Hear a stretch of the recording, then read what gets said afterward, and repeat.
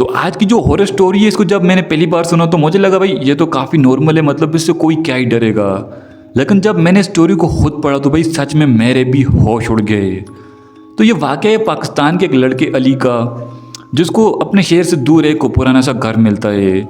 अब वो घर काफ़ी कम पैसों में उसे रेंट पर मिल रहा था, तो वो बिना सोचे उस घर को जो है वो खरीद लेता है। भले जब उस घर में रहना शुरू करता है तो वो एक चीज़ नोटिस करता है कि उसके आस पड़ोस के जो लोग हैं वो उसकी घर की तरफ बिल्कुल देख भी नहीं रहे और ना ही उसके घर की तरफ कोई आने की कोशिश कर रहा है। खैर फिर उस घर में अली की पहली रात होती है, सब कुछ नॉर्मल होता है। अली खाना वगैरह बनाता है और थोड़ी देर मोबाइल यूज़ करके तकरीबन 11 बजे के करीब वो अपने बेड पर चढ़कर सो जाता है।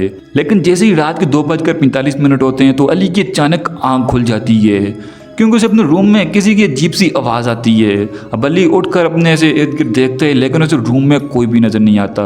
अब अली जैसे ही दोबारा सोने की कोशिश करता है तो उसे अपनी छत के ऊपर से किसी के चलने की आवाज़ आती है। लेकिन अली इस चीज़ को भी ये सोचकर इग्नोर करता है कि ये घर पुराना है, इसकी लकड़ जो है वो सुखड़ी हुई है, तो शायद इस लकड़ी की आवाज़ होगी। अब अली दोबारा सोने के लिए लेट जाता है, लेकिन इस बार उसे रूम के बाहर से किसी के दौड़ने की आवाज़ आती है। ऐसा लग रहा था जैसे कोई बाहर मतलब दौड़ रहा हो, भाग रहा हो। और ये आवाज़ सुनकर अली काफ़ी ज़्यादा डर जाता है, क्योंकि उस घर में अली के अलावा और कोई भी नहीं था, अली सिर्फ अकेला था। अली हिम्मत करके फिर अपना मोबाइल उठाता है, उसकी टार्च ऑन करता है, रूम के बाहर जाकर वो चेक करता है हर जगह को, लेकिन उसे कोई भी नहीं मिलता। अब अली फिर दोबारा अपने रूम की तरफ आ रहा होता है, लेकिन वो देखता है कि उसके जो रूम का दरवाज़ा है जिसको उसने खुद बंद किया था, मतलब बंद करके वो बाहर देखने आया था कि कौन है, वो रूम का दरवाज़ा अपने आप ही आधा खुला हुआ था। अब ये चीज़ देखकर अली डर जाता है, लेकिन वो बस आ जाता है फिर से कमरे में। एंड वो कमरे में क्या देखते हैं कि जो उसके अलमारी का दरवाज़ा है वो ऐसे अपने आप धीरे धीरे बंद हो रहा होता है। एंड ये चीज़ देखकर भी अली मतलब उसके हाथ कांपने लग जाते हैं, पूरा उसका जो जिस्म है वो कांपने लग जाता है। अली फिर हिम्मत करके अलमारी के पास जाते हैं, जो अलमारी का दरवाज़ा है वो ऐसे झट से खोलता है। एंड अलमारी के अंदर वो देखता है कि कुछ भी नहीं होता, अलमारी पूरी खाली होती है। एंड अली फिर उसके बाद गहरी सांस लेता है और अपने आप को ऐसे समझाते हैं कि भाई सब नॉर्मल है, इस घर में सब कुछ भी नहीं है जैसा मैं सोच रहा हूँ, सब ठीक है। लेकिन तभी अली के पीछे से एक आवाज़ आती है कि तुम आ गए हो। एंड अली जैसे ही झट से पीछे मुड़कर देखते हैं तो अली के पीछे कोई भी नहीं होता।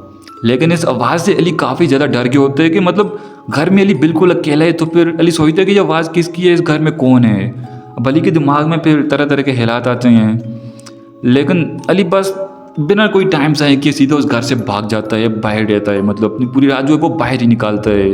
एंड वो सुबह होने का इंतज़ार करता है। फिर जैसे ही सुबह होती है तो अली उस घर के मालिक को कॉल करता है एंड उसके साथ जो जो चीज़ें होती हैं रात को वो सब उस घर के मालिक को बताता है। अब जो घर का मालिक होता है वो अली को यह बात बोलता है कि तुमसे पहले भी बहुत से लोग इधर आए थे मतलब रहने के लिए, लेकिन वो ज़्यादा दिन नहीं रहे और उस घर से चले गए। अब अली आगे से पूछते हैं कि आखिर ऐसा क्यों, इस घर में तो ऐसे कोई क्यों नहीं रहता।